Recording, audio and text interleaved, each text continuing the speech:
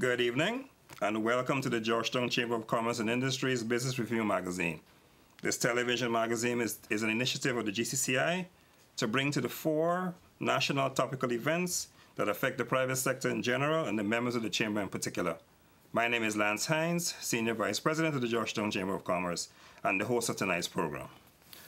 Our focus this evening will be on economic diplomacy.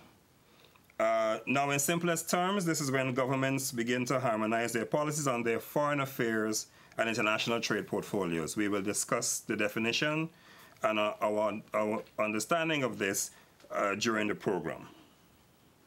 The overall idea of this would be to seek to attract foreign direct investment, advocate for increased trade in an effort to strengthen the productive resources of this country, to strengthen its economy, and to create sustainable development.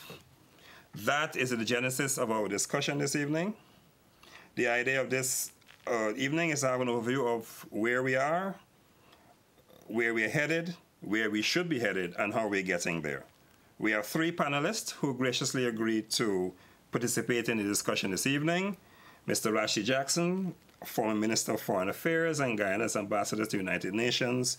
Dr. Mark Curtin, Senior Lecturer at the Institute of International Relations, the University of West Indies, St. Augustine, and Mr. Aubrey Norton, commentator on political and economic affairs, international relations, former parliamentarian, lecturer at the University of Guyana, and former Foreign Service officer at the Ministry of Foreign Affairs.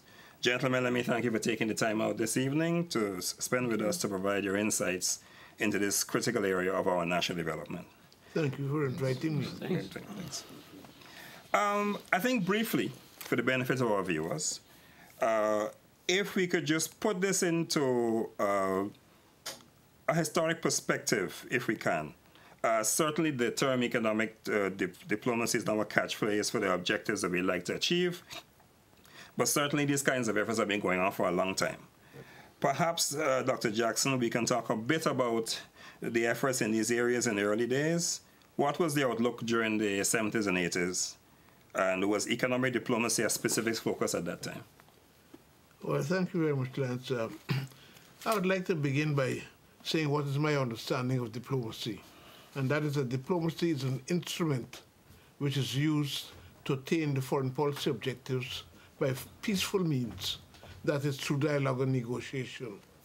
And therefore, when you come to what the term economic diplomacy, it would be to pursue those foreign policy objectives which relate to the economic interests of our country, whatever those interests are.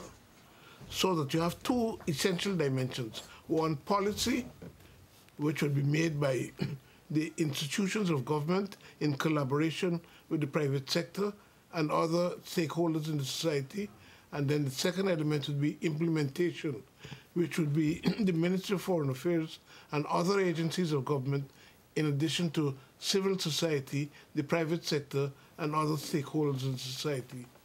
So that, you see, you have to look at economic diplomacy against a historical background that there was something called gunboat diplomacy, in which people who had assets of guns use it in a diplomatic sense, not through peace, but through war. Now, in that sense, I don't think Guyana has the economic assets which it can use in a punitive manner. So we're talking really about pursuing Guyana's economic interests through peaceful activities, through the use of its advocacy and diplomatic skills in order to achieve the objectives that Guyana sets for its economic development. That would be my, my initial thing. In terms of the past, I think we've done this in several ways. One, we've pursued foreign policy on the basis that it is part of national policy, that the foreign policy doesn't stand by itself. It is a reflection of what the nation wants, and it's a protection of the nation's interests in the international environment. So that you have to equip yourselves with the capacity and the capability to carry out those functions. Now, in the past, I think there has been a heavy emphasis upon the state's role in carrying out the foreign policy. And when we come to it, I think what we will have to look at is what will be the role of the private sector and other stakeholders in the society in the pursuit of Ghana's economic objectives. But getting back to what happened in the 70s, there were several dimensions.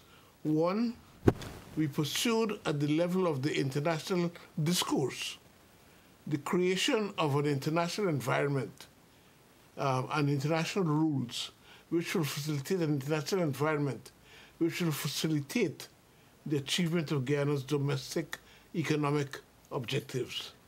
In other words, in pursuing rules of engagement at the international level through trade rules, through rules of bilateral behavior that would enhance our capacity to benefit in the international environment. I think I should leave it now to the others to make their comments. Go ahead, Audrey.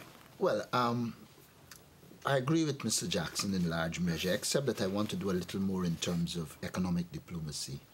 I'm one who avoid the concept when it comes to a small country, because economic diplomacy presupposes you have the economic power to use in the international arena to achieve your objectives.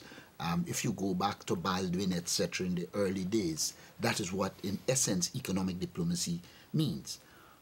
But I, however, agree with Mr. Jackson, and I agree with the trust that says a small country like Guyana can achieve its economic aims and objectives through the use of diplomacy. And I'm more comfortable with that than economic diplomacy, because what, in fact, you set out to do is to obtain economic gains through your diplomatic effort.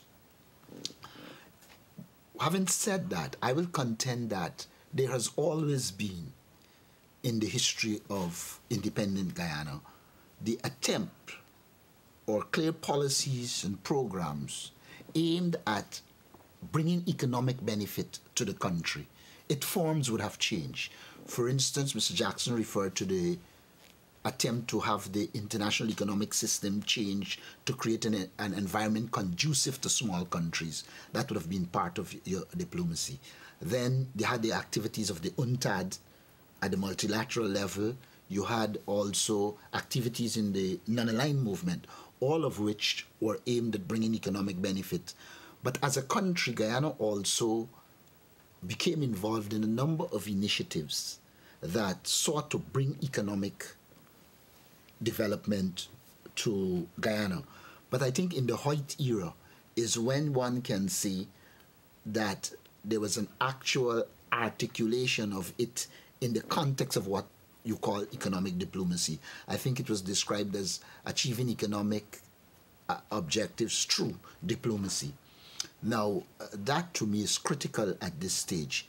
What in fact it requires is for us to change the architecture of foreign policy in some regard and shift it while the political still is maintained, while the social still is maintained. You focus on creating the kind of architecture and infrastructure in the Ministry of Foreign Affairs that will permit you to advance your economic agenda and gain objectives based on that economic agenda. So for me, it demands a transformation in the nature of the foreign ministry.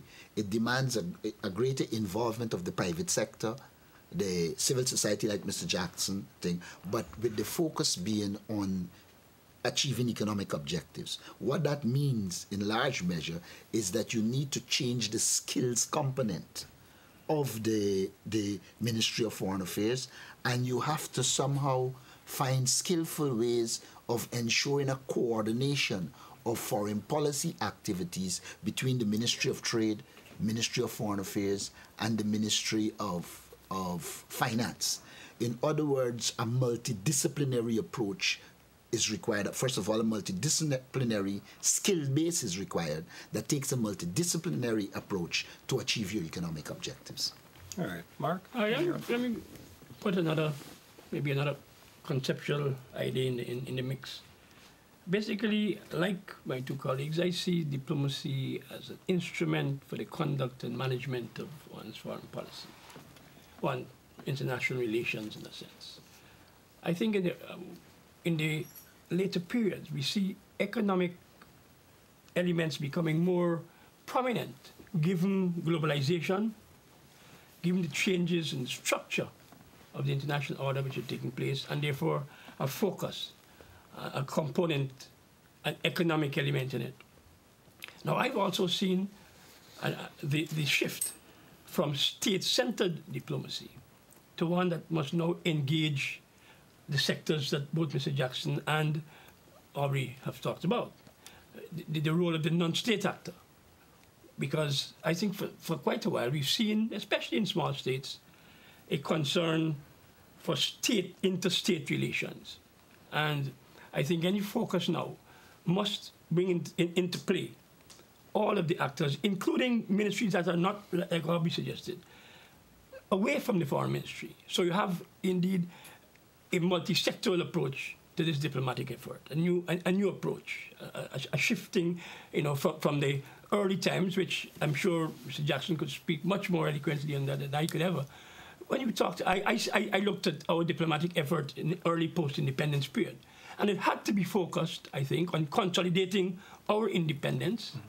It was driven by some political realities, our border issues, the need to seek, the kind of support internationally. So I think the focus very early was on the political element. Later on, I think we developed that move to ensure trade. I mean, even with the radicalization of our foreign policy in the late 1970s, I think we did see an effort being made to add that element of post-political kind of diplomatic effort, so to speak, a kind of economic element put in place. But as we come to the 21st century, where we are now, I see a pushback, in a sense. I've not seen, in the context of small state diplomacy, any collaborative effort being made at driving the economic element of our diplomacy. There's still, for example, in the region, I think there's still a kind of nationalist insular approach, while they talk about the coordination of foreign policy and, by extension, economic diplomacy, which really should be, I think, more prominent in things like CARICOM. So what I'm saying basically is that when we started very early in context of Guyana, in the early post-independence period, there was that political element which was strong. Later on, I think what evolved was an element, which I don't like myself to call it economic diplomacy, but I think an element of trade and commercial kind of arrangements emerged. But I think as we come into the 21st century, I believe that we are reactive, in a sense, to the inexorable march of globalization. And we're reacting by adding an economic element to it. But I don't see, at least for now, I haven't seen any proactive arrangement, but either by the state in Guyana or by in the CARICOM, for that element to be a very strong and coordinated one. And I think that's a criticism which must be, opinion, I think, which must be considered. I want to get back to the small state scenario and how we should operate in the 21st century. Certainly, earlier this year, Cecilia Bramford had complained in Barbados almost bitterly about what he perceives is the failure of the region to implement the recommendations that came out of the West Indian Commission about 20 years ago. And the discussion came up as to whether we can still move forward in a model that says that we will go ahead and discuss our economics, discuss our trade, discuss our business outlook in that collaborative manner that we try to do in the first instance, especially when territories are taking their own view, and some of them actually believe that their future lies with themselves. And the question would be, certainly from a Guyana perspective, how do we move forward in that reality? Do we continue to believe or to adjust our policy within the context of this collaborative effort? With common sense says to us that if we're small, the collaborative effort makes sense. but there is still the reality that says, is that a way we should move forward, or is there a split initiative that we should have, that while we will continue to work with our CARICOM brothers and sisters, we need to go out there and develop policies of our own, or further policies of our own, in terms of our own the diplomatic efforts in terms of economic improvement. Well, my concern is that there's a kind of a disconnect there, because here, if I understand what you're saying, the representations of what government should do. Mm-hmm. My question be, what has been the private sector of these countries doing in order to advance the economic interests as they see it of their territories, and how have they, what policies have they been pushing for moving their governments away from these sterile positions into a more accommodating attitude to move their countries into the realities of the 24th century. So it seems to me that we can't be using 20th century constructs to deal with the 24th century situation. And whilst it is true that there's been slippage, it seems to me that we're still dependent upon governments to be the prime movers in pushing the process. Whereas, if I understand what Dr. Curtin said, and what I believe, is that the time has come for the private sector and other stakeholders within the respective societies to be more vocal and more insistent upon a proper role in terms of determining the economic objectives of the country and the means of implementation of those objectives. Yeah, I agree with Mr. Jackson in large measure. But I do believe that for the private sector to take on that role, the private sector has to move in the direction of serious think tanks doing work and providing them with the data that permits them to operate in the new environment.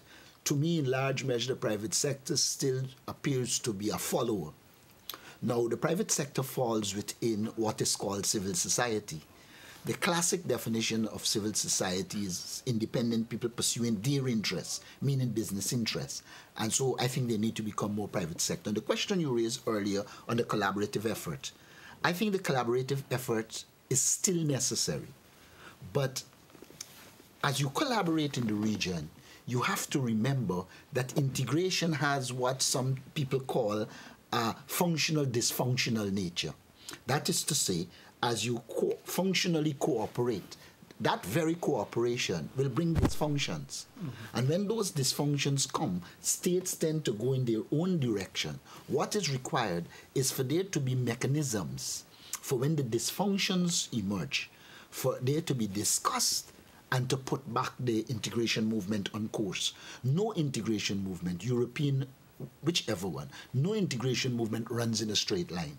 The very nature of it is that as you integrate, you're integrating small and large economies with different products. The very process will generate problems and it will generate disunity. But that disunity must never be allowed to become the main activity. You need mechanisms and modalities to ensure that the region can deal with those dysfunctions and return to functionality so that integration will become a process in which there's negative and positive. It produces the positive. As a consequence of the positive, you will get negatives. And when the negatives come, the modalities to discuss them and move forward. So to me, the fundamental problem, I think, is that people tend to see integration as going in a straight line, straight to integration. That isn't going to happen. And one has to deal with the reality of what I call the dialectics of integration. But I think also, when you look at the state of the regional private sector arrangement in the 21st century, you see a retreat from that cohesiveness, which I thought ought to be there by now. Where the CAIC, Caribbean Association of Industry and Commerce, I think it's in, if it's not moribund, it's comatose. Where is that sense, I think, of togetherness? And that is an issue I think we need to address, first of all, in the region. For the private sector to be at the forefront of this movement but ensuring that they're aggressive enough and cohesive enough to move the process. Now, even in CARICOM itself, I think I see a little bit of maybe a loss of attractiveness in the regional process for some countries even.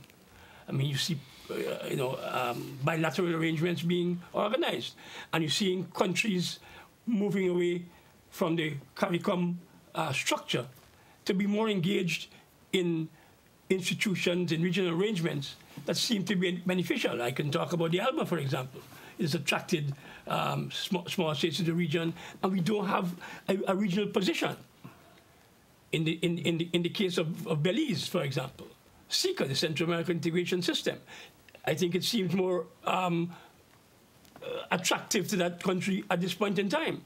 One might even argue that down the road, Guyana and Suriname may see UNASUR as the place to go. Now, is the private sector involved in that process? Is the private sector moving together with the changing regional arrangements? I think that's an issue that the private sector has to address.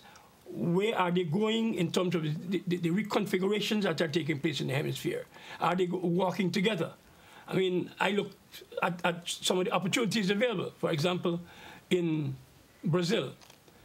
And there are opportunities for the private sector. I've only seen a company from Trinidad, actually, getting a niche market in Northeast Brazil and doing very well. Now, what about a regional arrangement? What about Guyana's private sector?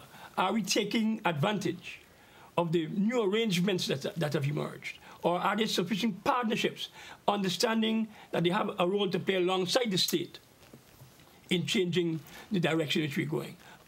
So I think that there's need on both from the private sector to be more proactive, the more engaged in understanding the changing realities of this hemisphere. And always correct, I think, you need to get serious analysis done. Maybe think tanks, some kind of approaches may be made to groups or individuals to really give them a sense as to where they ought to go. I don't see that taking place right now. I should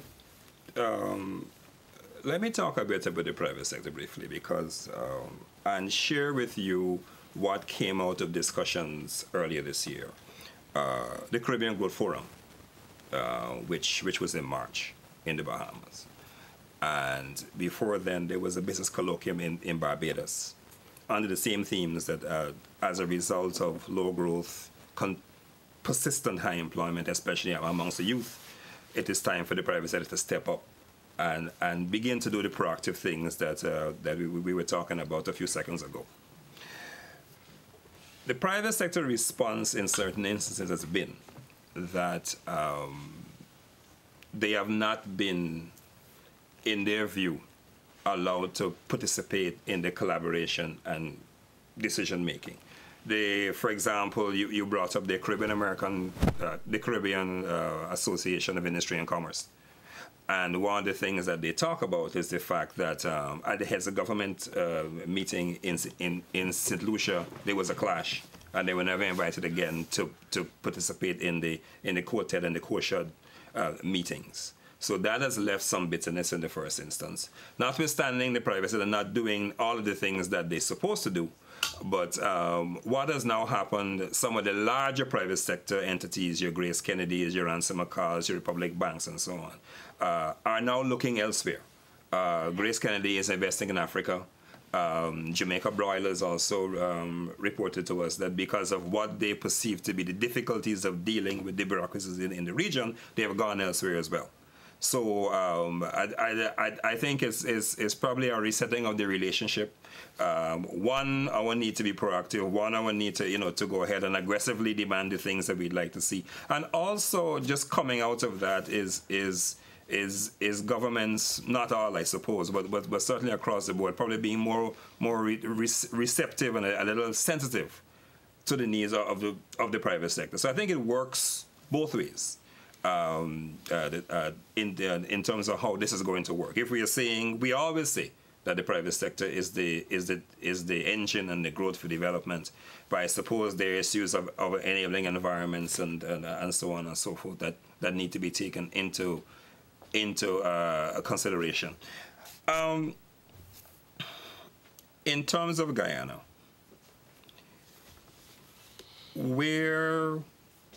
what should be our priorities? We have a lot of options. There is talk about our continental destiny. There is still our integration with CARICOM. The Chinese are a significant presence in Guyana and the Caribbean. There have been initiatives in India, the Far East. I don't know if we could do all of these things, or I don't know whether we should consider all these things. Are there some specific areas that we should start with and begin to build from there? Well, I think one of the first things we have to do is to examine our own capacities. I mean, let's take, for instance, the question of increasing trade. I mean, there are too many stories that reside in our history and maybe are current of our incapacity to fulfill orders that have been received. So that what we need to do, I think, is to structure our expectations of trade with our capacity and to look for the kind of markets that will match our capacities. And not just talk wildly about expanding markets, but saying what can we produce. I mean, I heard the other day of some group that is working on, say, producing sorrel. And there's a market in Mexico that will want 400 tons. Now, I don't think we're organized, you know, to do that. The market is there, but we don't have the capability. We have not provided ourselves, or we've not equipped ourselves with the capability and capacity to fulfill that market. So the thing is that if we're going, I mean, I'm just using sorrel as an example. I'm not going to be stuck by it or imprisoned by it. But if we're going to seek to expand, I mean, don't with sugar, but say we look at sorrel, then we must begin by saying, can we produce the amount that the market wants? Or should we look for a market that will take the amount that we produce? I mean, I have a friend, for instance, who does work in Barbados. In fact, he's in Barbados at the invitation of a former Prime Minister of Barbados. And one of the things he does is that he gets Amerindian artifacts for the tourist industry, for a certain section of the tourist industry in Barbados. But he hit on the idea that if you take, say, the small, the thing that you use to squeeze the cassava, the matapino, yeah, that no two are the same. So he sells them as the individual work of or the work of an individual Amerindian. In other words, he's not trying to create 10,000 matapis to sell. He has 50 or 100, and he puts a mark on each, which is a. So he uses, use the concept of a niche market. So what I'm saying is that I don't know that we have looked at the problem of our capacity or incapacity to produce and tailor our export or market orientation to suit that. A most enlightening discussion, and we really hope it will continue because this is critical to our national economic development. I'd like to thank our guest, Mr. Jackson, Mr. Norton, Dr. Curtin, for participating. I'd like to thank our sponsors, Republic Bank, Courts, and last but not least, let me thank our viewers for watching us as we bring these issues forward for discussion, analysis, comment. Until next time, good night.